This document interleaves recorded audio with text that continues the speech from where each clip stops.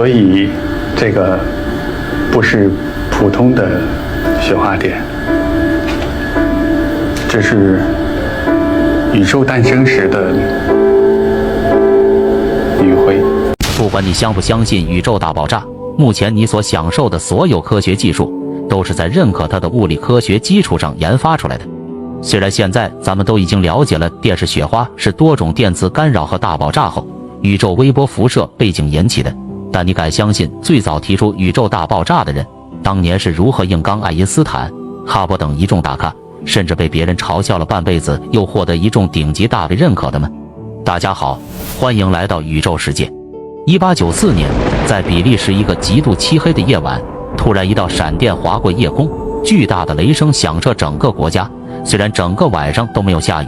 但是这声惊雷导致一位怀孕6个多月的孕妇受到惊吓，当晚便诞下一位男孩，被取名为勒梅特。随着他慢慢长大，他似乎和同龄的孩子不太一样，总是提出一些稀奇古怪的问题，比如地球上的第一位人类到底从何而来，光到底是什么，为什么星星会移动。他的问题总是让他的老师无法给出答案。正当他立志未来要成为一名物理学家时，1914年一战爆发，德国入侵比利时，他的学业也被迫中断，成为了一名士兵。但是在那如此残酷的战火中，他的关注点竟然不是生死，而是天天还在思考夜空中的星星和光谱的关系。当战争结束后，他就在比利时的一本科学期刊上发表了宇宙膨胀理论。这个观点本应该轰动世界，但却没有引起任何人的关注。直到2年后，哈勃定律问世，才引起全世界的注意。只因哈勃当时的名气要远远大于勒梅特，再加上勒梅特发表的论文只是在比利时一个名不见经传的小报刊上发表，很多人并不注意。但勒梅特对哈勃定律当时提出的观点给予了纠正。哈勃当时的观点是，当光向我们射来时，光波会被压扁，使光变得更蓝。如果光是远离我们，光就会变成红色，我们也称之为红移现象。但这也说明星系是在静态的宇宙中慢慢远离。但勒梅特对红移现象做出了不同解释，他得出的结论是，在静态宇宙中，星系并没有相互远离，而是因宇宙本身在膨胀，从而拉长了光波，使星系在远离。虽然勒梅特提出了不同的声音，但所有的大科学家还是只相信哈勃的观点。虽然这个理论是他最先提出来的，为了证明宇宙膨胀理论，他在他导师的引荐下碰到了爱因斯坦，但对于当时的爱因斯坦，也是拒绝相信宇宙膨胀理论的。虽然勒梅特向爱因斯坦极力表达了只有宇宙膨胀理论、相对论的观点才能成立，不然如果引力是静态宇宙中唯一的主力，宇宙就会崩溃。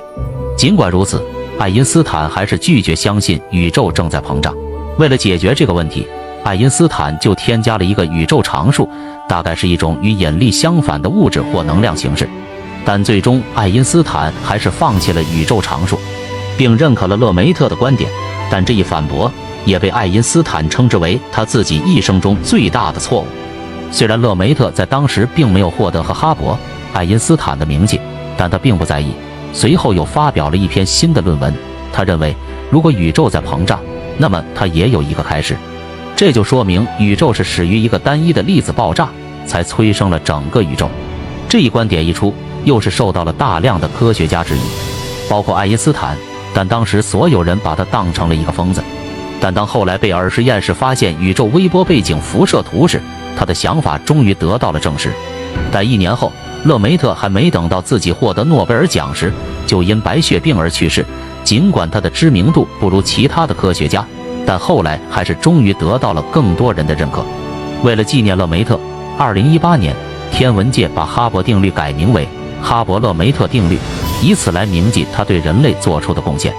关于天文界更多真实的事件，你可以上抖音精选 App 上观看，尤其是里面的合集广场功能，把各种优质视频分类归纳好，让你更容易了解到有深度的视频。赶快下载体验吧。